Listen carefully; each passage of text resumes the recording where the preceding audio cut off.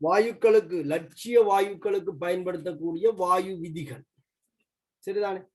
அதுல பாத்தீங்கன்னு சொன்னால் பாய்லின் விதி, சார்ல்ஸின் விதி, இணைந்த வாயு விதி, அவகாதரோ விதி, டால்டனின் பௌதிய முக விதி, இந்த விதிகள்ல இருந்து பிவி சமன் என்ஆர்டி என்று சொல்லப்படுகிற ஒரு தொடர்பு எடுத்திருக்கு. வாயுவின் கனவளவண்டா என்னன்னு டெபினிஷன் சொல்லப்பட்டு இந்த கனவளவு என்னென்ன அலகுகள்ல பொதுவாக அளவிடப்படும் அந்த அலகுகள் சம்பந்தமான சில அலகு மாற்றங்கள் அதுல குறிப்பிடப்பட்டிருக்கு. அப்ப நீங்கள் கனவளவின் அலகுகள் நாங்கள் கால்குலேஷன்லயும் பார்த்திருக்கிறோம். அலகு மாற்றம் கட்டாயம் தெரிஞ்சிருக்க போனோம். வாயுவினுடைய அமுக்கம் என்று சொன்னால் என்னென்று குறிப்பிடப்பட்டிருக்கு. லட்சிய வாயுவின் அமுக்கம் எவ்வாறு இருக்கும், மெய் வாயுவின் அமுக்கம் எவ்வாறு இருக்கும் சொல்லி நாங்கள் கலந்துரையாடி இருக்கலாம். அதுல அமுக்கம் பல்வேறு அலகுகளில் அளவிடப்படுதுன்னு சொல்லியும் அந்த அமுக்கத்தின் அலகுகளை நாங்கள் அலகு மாற்றம் செய்வதற்குரிய தொடர்புகளை பார்த்திருக்கோம். எல்லாம் உங்களோட நோட்ஸ்ல இருக்குதான்.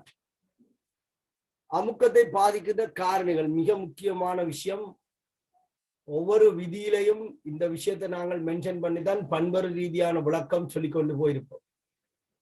ஒவ்வொரு விதியிலையும் நீங்கள் விளக்கம் குறிப்பிடும் போது இந்த அமுக்கத்தை பாதிக்கின்ற காரணிகளை குறிப்பிட்டிருப்பீங்க. அதுல அலகு பரப்பில் அலகு நேரத்தில் நிகழ்கின்ற மோதல்களின் எண்ணிக்கை அமுக்கத்தை பாதிக்கும் என்று சொல்லி இருக்கும் ஒரு காரணம். மற்றது மோதல் வலிமை. இந்த மோதல் வலிமை வெப்பநிலையில் தங்கி இருக்கிறதால வெப்பநிலை அதிகரிக்கும் போது இயக்க சக்தி அதிகரிக்கும், இயக்க சக்தி வலிமை அதிகரிக்கும், வலிமை அதிகரிக்கும் போது அமுக்கம் அதிகரிக்கும். சார்ல்ஸின் விதியில விளக்கம் சொல்லும் போது இந்த விஷயத்தை நீங்கள் பிரதானமாக கதைச்சிருக்கீங்க. சரியா? அடுத்ததான் நீங்க வாயுவின் இயல்பு தங்கியுள்ள காரணிகள் என்று சொல்லி 4 இயல்புகளை பார்த்திருப்பீங்க. ஒன்று கனவளவு, அமுக்கம், வெப்பநிலை, பதார்த்தத்தின் அளவு. இது வாயுவின் இயல்பை பாதிக்கின்ற 4 காரணிகள்.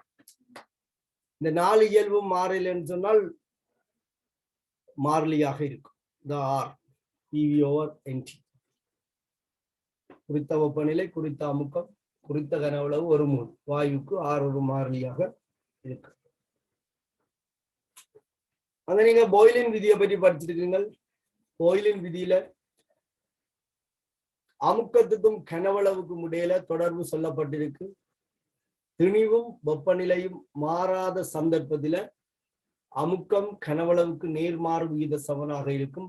P நேர்வீத சமன் 1/V என்றும் PV சமன் K என்று சொல்லியும் ஒரு மாறிலியால பெருக்கி ஒரு தொடர்பு எடுத்திருப்போம். இதுல இருந்து P1 V1 சமன் P2 V2 என்று சொல்லி ஒரு சமன்பாடு எடுக்கப்பட்டு ஆரம்ப அமுக்கம் ஆரம்ப கனவளவு தெரிஞ்சால், இறுதி அமுக்கம் தெரிஞ்சால் இறுதி கனவளவு காணலாம், இறுதி கனவளவு தெரிஞ்சால் இறுதி அமுக்கம் காணலாம் சொல்லி சில எளிமையான கேள்விகள் அதுல சொல்லப்பட்டிருக்கு. சில வரைவுகள் குறிப்பிட்டிருந்தன. P எதிர் 1/V வரைவு, PV எதிர் P வரைவு, இந்த மாதிரியான சில வரைவுகள் கேட்கப்பட்டிருந்தது. இதெல்லாம் உங்களோட நோட்ஸ்ல உள்ளடங்கி இருக்கும்னு பார்த்துக்கொள்ளுங்க. வெவ்வேறு திணிவுகள் இருக்கும்போது P எதிர் 1/V எதிர் வரைவு எப்படி இருக்கும்? இதுல படித்திறன் கூடுற வரைவு யாருக்குரியது? திணிவு அதிகரிக்க, வெப்பநிலை அதிகரிக்க இந்த படித்திறன் எவ்வாறு அதிகரிக்கும் என்று சொல்லியிருக்கேன். இது சம்பந்தமாக நான் உங்களுக்கு வலியுறுத்தின விஷயம். இந்த நோட்ஸை நீங்க ஒரு எழுதி திருப்பி அதை நீங்க ஞாபகப்படுத்தணும். அதுஇந்த டிஸ்கஷனை நாங்கள் இன்றைக்கு பார்த்து கொண்டு அடுத்த வகுப்பில் இதுல விடுபட்ட அலகுகளும் நாங்கள் படிக்கலாம். அதுல நீங்க எங்க இருந்து விடுபட்டதுன்னு சொல்லி எனக்கு சொல்லணும். சரிதான். 14 கிளிப் முடிஞ்சுது. கிட்டத்தட்ட 8-9 மணித்தியாலத்துக்கு மேற்பட்ட லெசன் பார்த்துருக்கீங்க. பாய்லின் விதிக்குரிய மூலக்கூற்றியல் பண்பறி விளக்கத்துல இந்த கனவளவு குறியீட்டுல ஏன் அமுக்கம் அதிகரிக்குதுன்றது காரணம் சொல்லியிருப்போம். நம்ம கனவளவு குறையும் போது அலகு பரப்பில அலகு நேரத்துல நிகழ்கின்ற மோதல்களின் எண்ணிக்கை அதிகரிக்கிறதால அமுக்கம் அதிகரிக்குதுன்னு சொல்லியிருப்போம். அதான் நாங்கள் அமுக்கத்தை பாதிக்கின்ற காரணிகள் 2, அந்த 2 கவனமா இருக்கும். அடுத்தது நாங்கள் சார்ல்ஸின் விதியை பற்றி கதைச்சினாங்க. சார்ல்ஸின் விதி நீங்கள் 2 மாதிரி விளங்கி இருப்பீர்கள். ஒன்று கனவளவு தனி வெப்பநிலையோடு தொடர்படுத்தப்பட்டிருக்கும், இன்னொன்று கனவளவு பாகை சி வெப்பநிலையோடு தொடர்படுத்தப்பட்டிருக்கும். குறித்த திணிவு வாயுவிற்கு மாறா அமுக்கத்தில கனவளவு தனி வெப்பநிலைக்கு நேர் விகித சமன் என்று சொன்ன நீங்கள் குறித்த திணிவு வாயுவுக்கு மாறா அமுக்கத்தில அதன் கனவளவு 0 பாகையிலான கனவளவின் 273 ஒரு பங்கு கனவளவால் அதிகரிக்கும் என்று சொல்லி பாகை சி வெப்பநிலையில அதன் விதியை குறிப்பிட்டிருக்கு. ஒரு பாகை சி வெப்பநிலை அதிகரிக்கப்படும் போது கனவளவு 0 பாகை சியில் உள்ள கனவளவின் 273 ஒரு பங்கு அதிகரிப்பை காண்பிக்கும் என்று சொல்லி நீங்கள் சார்ல்ஸின் கனவளவு விதியை பாகை சி வெப்பநிலை அலகில பார்த்திருக்கலாம். இது தொடர்பான வரைவுகளும் நாங்கள் இங்க பார்த்திருக்கிறோம். இந்த வாயு விதிகள்ல பயன்படுத்தப்படுகின்ற மாறிலிகள் என்னென்ன காரணியில தங்கி இருக்கும் என்று சொல்லி இருக்கோம். அதுல எந்த காரணி மாறக்கூடாதுன்னு சொல்லி விதியில குறிப்பிடப்பட்டிருக்கோ அந்த காரணியில அது தங்கி இருக்கும். சரியா? அங்கே நாங்கள் ஒவ்வொரு திணிவு ஒவ்வொரு வெப்பநிலையில ஒவ்வொரு அமுக்கங்கள்ல இந்த விதியை பார்த்திருக்கிறோம். அதே போல சார்ல்ஸின் அமுக்க விதி குறித்த திணிவு வாயுவுக்கு கனவளவு மாறாமல் இருக்க அமுக்கம் தனி வெப்பநிலைக்கு நேர்வித சமன் சொல்லியிருக்கிறோம். பாகை சி வெப்பநிலையில குறிப்பிடும் போது ஒவ்வொரு பாகை சி வெப்பநிலை அதிகரிப்புக்கும் 0 பாகை சியிலான அமுக்கத்தின் 273 ஒரு பங்காளி அதிகரிக்கும் சொல்லி குறிப்பிடப்பட்டிருக்கு. இது சார்ல்ஸின் கனவளவு விதிக்குரியதாக இருக்கும். இங்கே இருந்து நாங்கள் P1 over T1 சமன் P2 over T2 என்ற ஒரு தொடர்பை பெற்றிருப்போம். ஏனென்றால் P நேர்வித சமன் T சமநிலைய மாறிலியால பெருக்கும் போது P சமன் KT என்று வரும். அதாவது அமுக்கத்துக்கும் தனி வெப்பநிலைக்கும் இடையிலான விகிதம் ஒரு மாறிலியாக இருக்கும். இங்க தனி வெப்பநிலை என்று சொல்லப்படுகின்ற விடயம் பிரதானமாக கருதப்பட வேண்டும். பாகை சி வெப்பநிலைக்கு அது நேர்வீத சமனாக இருக்காது. சரிதானே? அப்ப தனி வெப்பநிலை என்று சொல்லி கட்டாயம் மென்ஷன் பண்ணப்பட வேண்டும். இந்த பாய்லின் விதியையும் சார்ல்ஸின் விதியையும் இணைத்து இணைந்த வாயு விதி பெற்றிருப்போம். இணைந்த வாயு விதியில இருந்து PV/T ஒரு மாறிலி என்று சொல்லியிருப்போம். குறித்த திணிவு வாயுவிற்கு அமுக்கத்துக்கு கனவளவுக்கும் இடையிலான பெருக்கத்துக்கும் தனி வெப்பநிலைக்கும் இடையிலான விகிதம் ஓர் மாறிலி. சரியா? அப்ப இந்த விதிக்கு பிறகு சில கேள்விகள் நாங்கள் செய்திருப்போம். அது விடுபட்டிருக்க வாய்ப்பு இருக்க நினைக்கிறேன்.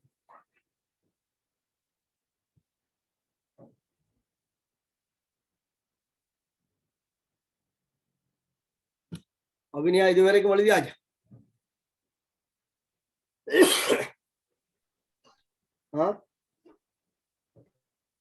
கடைசி அனுப்பினாதான் சார் எழுதல. ஓகே, இப்ப நான் இணைந்த வாயு விதி வரைக்குமான நோட்ஸ் அந்த உங்களோட கிளிப்ல இருக்கான்னு கேக்குறேன். இல்ல இது இல்லையா? இணைந்த வாயு விதி இல்லையா? கடைசியா நீங்க பார்த்த கிளிப்ல கடைசியா இல்ல இடையில வந்த கிளிப் 10-11 முடிய இந்த நான் சொன்ன விஷயம் இல்லையா? இல்ல சார். எது வரைக்கும் இருந்து எதுல இருந்து தொடங்குது? என்ன சார்? இந்த இணைந்த வாயு விதி என்று சொல்லி ஒரு சந்தர்ப்பத்திலே நீங்கள் பார்த்த கிளிப்ல இல்லையா? இல்ல. ஓகே. இப்ப நான் உங்களுக்கு சொன்னான், நான் சொல்லும் போது நீங்கள் படிப்பிக்காத செக்ஷன் இருந்தா அதை என்ன சொல்லணும்னு சொல்லி, ஏன்னா நான் அது படிப்பிக்கிறக்காண்டி தான் நான் இந்த டிஸ்கஷனையே போட்டது. இப்ப சரி, நான் இப்ப சொன்னதுல எது அது நீங்க பார்க்காத விஷயத்தை நான் கதைச்சிருக்கிறேன். இணைந்த வாயு விதி. அப்ப சார்ல்ஸின் அமுக்க விதி வரைக்கும் படிச்சிட்டீங்களா? அது வரைக்கும் இருந்தது கிளிப்ல. எத்தனையாவது கிளிப்ல இருந்தாலும் ஞாபகம் இருக்கு? இல்ல.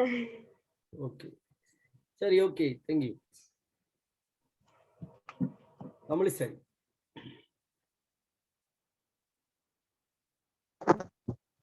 ஹலோ. ஓ, வணக்கம். வணக்கம். வணக்கம். வணக்கம். அந்த சன் டிவியில காமெடி டைம் சொல்லி போகும் முந்தி ஆளாளுக்கு போட்டு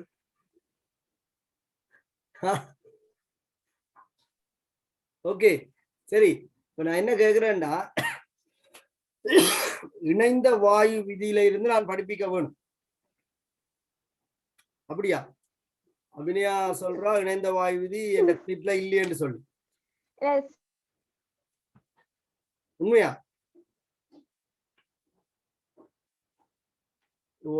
கவரேஜ் ப்ராப்ளமா இருக்கா? வாய்ஸ் பிரச்சனை இருக்கு. இணைந்த வாயு விதியை தொடர்ந்து கணக்கு கேள்வி அதுல செய்திருக்கேன். மிஸ் பண்ணி அனுப்பிடுங்க. விளங்கல?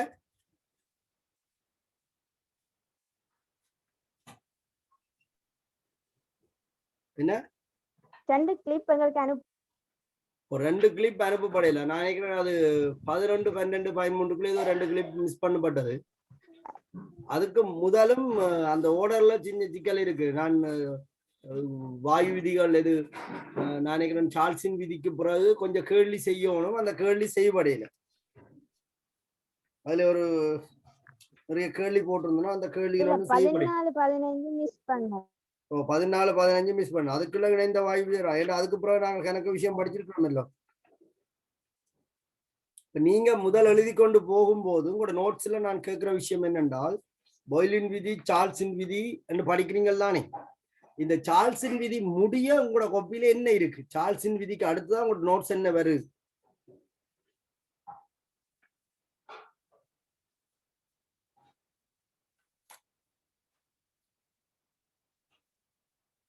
சிவானியா,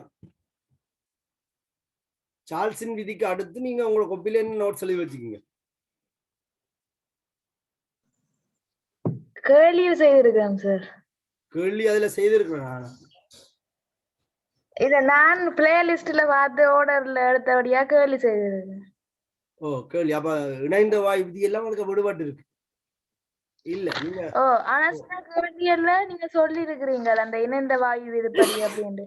இணைந்த வாயு விதி நான் நினைக்கிறேன் உங்களுக்கு நான் அது படிப்பிக்க வேண்டி வரும். இணைந்த வாயு விதியும் அது தொடர்பான கேள்விகளும் செய்ய வேண்டி வரும். அதுல வந்து நீங்கள் கடைசியா பார்த்த விஷயம், அதுக்கு பிறகு நான் கேட்க வர விஷயம், சார்ல்ஸின் விதி முடிஞ்சா பிறகு நீங்கள் கேள்வியை தான் மூலர் கனவுளவு எல்லாம் நீங்க படிக்கல. இருக்குல்ல, அதெல்லாம் கல்குலேஷன்ல படிப்பிச்ச விஷயம். மூலர் கனவுளவு என்ன? அவகாத்ரோ விதி இருக்கா? நீங்க இதுவரைக்கும் பார்த்த கிளிப்புக்குள்ள அவகாத்ரோ விதி இருக்கா?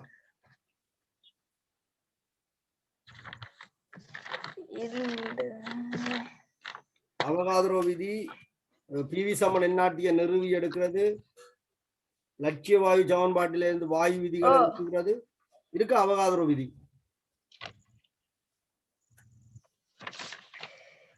தலையங்கம் போட்டு அவகாத்ரோ விதி, டோல்டனின் பௌதிக முக விதிகள் படிப்பிச்சிருக்கிறேன். வாய்ப்பில்லை என்று நினைக்கிறேன். இல்ல இல்ல. அப்ப நான் இப்ப இன்றைக்கு அந்த விஷயத்துல நாங்கள் அடுத்த வகுப்புல கேசஸ்ல விடுபட்ட அளவுகளையும் விடுபட்ட கேள்விகளையும் படிக்கணும். அப்ப நீங்க எல்லாருமே உங்களோட நோட்ஸ் இருக்கா பார்த்துட்டு உங்களுக்கு எது விடுபட்டு தெரியாதுதானே? சரியானே? அப்ப நான் சொல்லிக்கொண்டு போகும்போது செக் பண்ணிட்டு இருக்கு இல்ல. இப்ப நான் இதுவரைக்கும் கதைச்சதுல இணைந்த வாயு விதியில உங்கள இல்ல. சரிதானே? இணைந்த வாயு விதிக்கு பிறகு நான் கொஞ்சம் கேள்வி செய்திருக்கிறேன். இந்த 3 விதிகளையும் பயன்படுத்தி, பாய்லின் விதி, சார்ல்ஸின் விதி, இணைந்த வாயு விதியை பயன்படுத்தி கொஞ்சம் கேள்வி செய்திருக்கிறேன். அந்த கேள்விகளை நாங்கள் அடுத்த வகுப்பு செய்வோம். நான் அந்த கேள்விகளை திருப்பி இருக்க அவங்களுக்கு போடுறேன், நீங்க செய்து பாருங்க. மற்றது மூலர் கனவளவு என்பது கல்குலேஷன்ல நான் படிப்பிச்சு அது தொடர்பான சில கேள்விகள் செய்திருக்கிறேன். அப்ப அந்த விஷயத்தை நீங்கள் பார்த்து கொள்ளுங்க. அவகாத்ரோ விதியும் நான் படிப்பிப்பேன். உங்களோட நோட்ஸ்ல அது இல்லை. அவகாத்ரோ விதி, அவகாத்ரோ விதியையும் இணைந்த வாயு விதியையும் பயன்படுத்தி பிவி சமன் எண்ணாட்டிய நிறுவுறது. சரிதான்? அவகாத்ரோ விதியையும் பிவி சமன் எண்ணாட்டியையும் பயன்படுத்தி இணைந்த வாயு விதியையும் பயன்படுத்தி பிவி சமன் எண்ணாட்டியை நாங்கள் நிறுவ வேணும். பிவி சமன் எண்ணாட்டியை பயன்படுத்தி ஏனைய வாயு விதிகளை நிறுவவும். நாங்கள் படித்த வாயு விதிகளை நிறுவவும். சரியா? அதுக்கு அடுத்துதான் நாங்க படிக்க வேண்டியது டால்டனின் பௌதிக முக விதி. அதுவும் உங்களோட நோட்ஸ்ல இல்ல, அப்படித்தானே? விதுசன் விதுசன்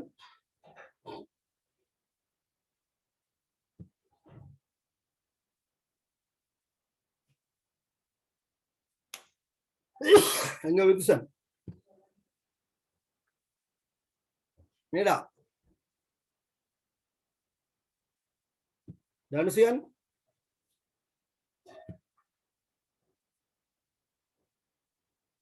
தனுசியன் అవును సార్ ஓ இப்ப டோல்டன் பௌதியமுக்க விதிக்கு பிறகு அதுல இல்ல பிரகாஷ் ராஜ் எனக்கு முதலே சொன்னவன் 10வது 11வது கிளிப்ல நான் டோல்டன் பௌதியமுக்க விதி சார்பான கேள்விகள் செய்திருக்கேன்.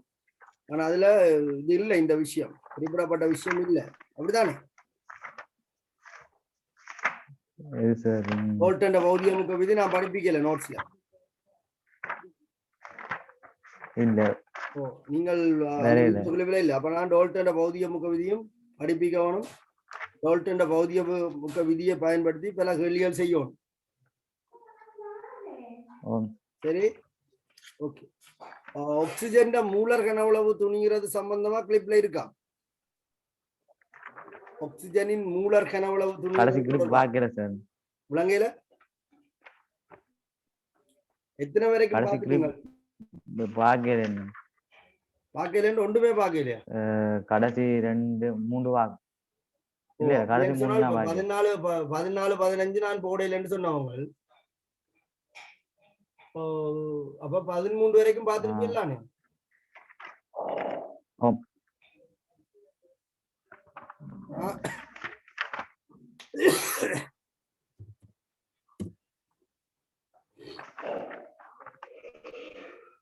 சரி, நீங்கள் இப்ப லாக்டவுன் எடுத்த உடனே சரிதான் உங்களோட கொப்பிகள் எல்லாத்தையும் ஆபீஸ்ல கொண்டே கொடுங்க, ஸ்கூல்ல. சரியா? நான் அங்க போய் வாங்கி கொண்டு வந்து செக் பண்றேன். உங்களோட நோட்ஸ் எல்லாம் செக் பண்ணிட்டு நாங்கள் அதுல விடுபட்டது உங்களுக்கு விளங்காம இருக்கிற எல்லாத்தையும் நோட் பண்ணி விடுங்க. உங்களோட கொப்பியில எது எது தெளிவில்லாம இருக்கோ அதெல்லாம் விளங்கப்படுத்தி விடுறேன். நீங்க நோட் பண்ணி விட்டீங்கன்னு சொன்னா நாங்கள் திருப்பி இதுல வந்து டிஸ்கஸ் பண்ணும்போது பார்க்கலாம். ஆபீஸுக்கு ஸ்கூல்ல போய் என்ன சொன்னான்னு சொல்லி எல்லாரும் குறிப்பிட்ட நேரத்துக்குள்ள கொப்பியை கொடுத்துட்டு போங்க. சரியா? சரி, ஓகே. இதுல வந்து தியரியல் கொஞ்சம் தான், கேள்விகள் நிறைய இருக்கு. சரி, அந்த கேள்விகள் நான் சிலது செய்திருக்கிறேன். நீங்கள் அதுல இருக்கிற கேள்விகள் விளங்காத கேள்விகளை நீங்க எனக்கு ஒருக்கா திருப்பி ரிப்ளை பண்ணணும். அதுல மூலர் கனவுளவு துணிகிற பரிசோதனையும் மக்னீசியத்தின் சாரண துணிகிற பரிசோதனையும் கேசஸ்ல இருக்கு. ஆகவே நாங்கள் அந்த 2 பரிசோதனையிலையும் கொஞ்சம் கவனம் செலுத்த வேணும். அது ஏதாவது ஒரு கிளிப்ல வந்திருக்கா? ஒட்சிசன் மூலர் கனவுளவு துணிகிற பரிசோதனையும் ஐதரசன் சாரண துணிகிற பரிசோதனையும் இருக்கா அவங்களோட கிளிப்ல? தெரியல. அதுக்கு அங்கால தியரி இருக்கு. என்னண்டா, இந்த இயக்கவியல் சமன்பாடு அப்படின்னு சொல்லி PV = 1/3 mnc² பார் சொல்லி ஒரு சமன்பாடு இருக்கு. PV = 1/3 mnc² பார் இயக்கவியல் சமன்பாடு. இதுகள் தொடர்பாக சில தொடர்புகளை எடுத்திருப்போம். PV = nRT-யையும் PV = 1/3 mnc² பாரையும் இணைச்சு நாங்கள் E பார் 3/2 RT என்று சொல்லப்படுகின்ற சராசரி இயக்க சக்தி √c² பார் √3RT என்று சொல்லப்படுகின்ற சராசரி வர்க்கமூல கதி, இந்த மாதிரி சில தொடர்புகள் எடுத்திருப்போம். இந்த சமன்பாட்டை பயன்படுத்தியும் வாயு விதிகளை ஒருக்கா நிறுவி இருப்போம். சரி, இதுவரைக்கும் நாங்கள் கொஞ்சம் கணித்தல்களை பார்த்திருப்போம். அங்கால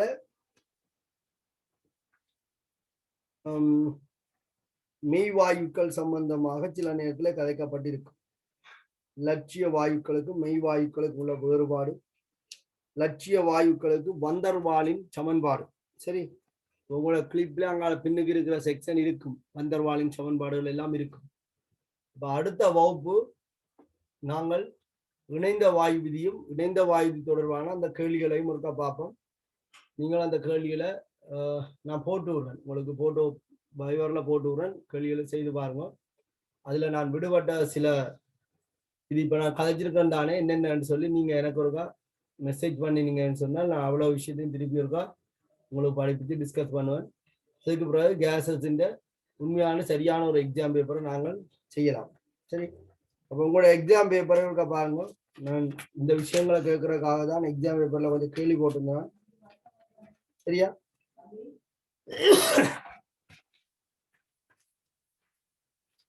உங்களோட முதலாவது கேள்வி எக்ஸாம் பேப்பர்ல வாயு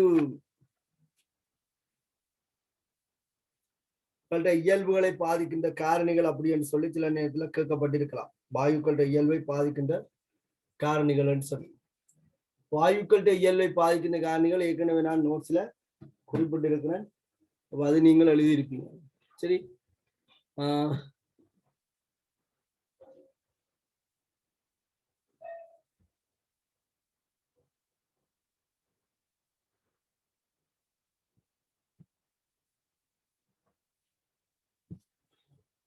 நேமியா கேள்வி கையில இருக்கா?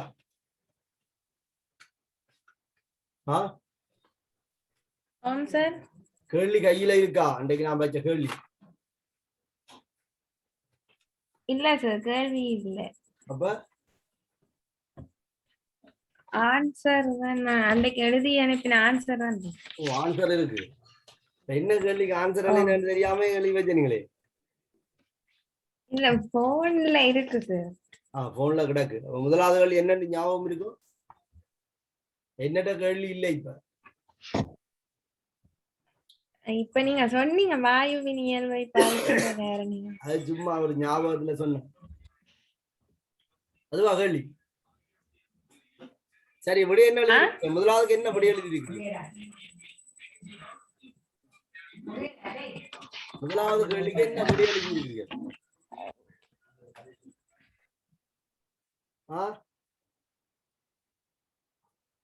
முதலாவது கேள்விக்கும் கூட விட என்ன?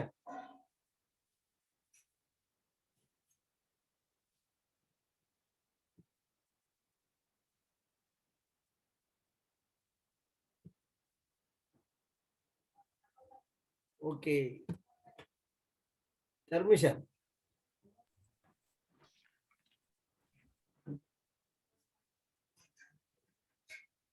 பர்மிஷன். ஓம் சார். முதலாவதுக்கு என்ன விட? முதலாவதுகளுக்கு என்ன விட? மெய்வாயுகள், இலட்சிய வாயுகள். அப்படியா? கேள்வி என்ன கேட்டிருக்க? வாயுக்களின் 2 வகைகளுமா? ஓம் சார். ஓகே, சரியா? வாயுக்களின் 2 வகைகளும் கேட்டிருக்கு. ஒன்று மெய் வாயுக்கள், மற்றது லட்சிய வாயுக்கள். இரண்டாவது கேள்வி என்ன? வாயுவின் அமுக்கத்தை பாதிக்கும் காரணிகள். வாயுவின் அமுக்கத்தை பாதிக்கின்ற காரணிகள் என்ன? வாயுவின் அமுக்கத்தை பாதிக்கிற காரணிகள் அதான் நான் உங்களுக்கு சொல்லியிருந்தேன். ஒன்று அலகு பரப்பில அலகு நேரத்துல நிகழ்கின்ற மோதல்களின் எண்ணிக்கை. சரிதானே? அலகு பரப்பில அலகு நேரத்துல நிகழ்கின்ற மோதல்களின் எண்ணிக்கை. மற்றது அலகு பரப்பில அலகு நேரத்துல நிகழ்கின்ற மோதல்கள்ட சக்தி, வலிமை. மோதல் வலிமை. அப்ப இந்த வலிமை என்னத்துல தங்கி இருக்குன்னு சொல்லி இருக்கு? மோதல் வலிமை அது இந்த கைனடிக் எனர்ஜில தங்கி இருக்கு, இயக்க சக்தியில தங்கி இருக்கு.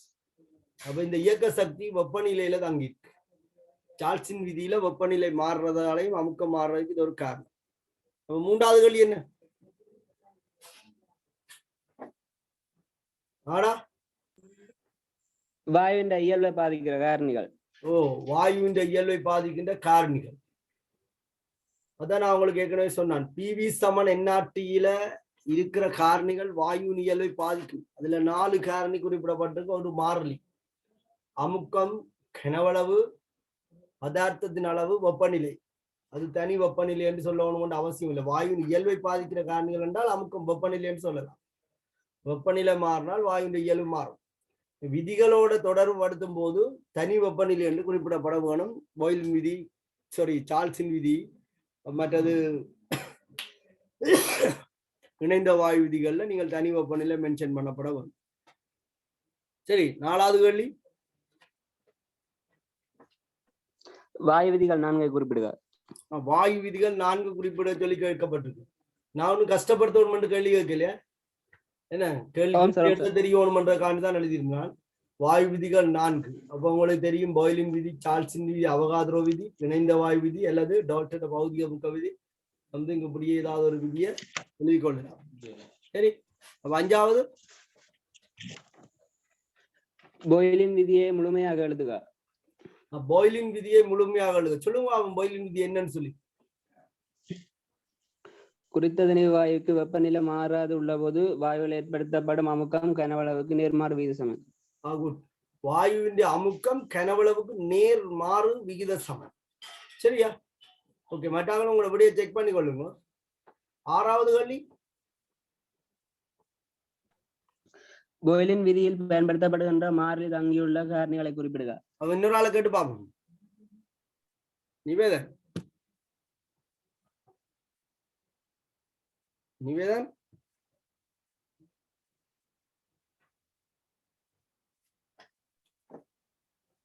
பாய்லின் விதியில் பயன்படுத்தப்படுகின்ற மாறிலி.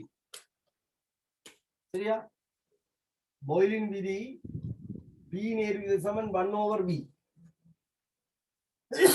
குறித்த திணிவு மாறாம படி. இதை நாங்கள் ஒரு மாறிலியால பெருக்கினால் PV சமன் K என்று எழுதலாம். இந்த மாறிலி K என்னத்துல தங்கி இருக்கு? மேடா நிவேதன்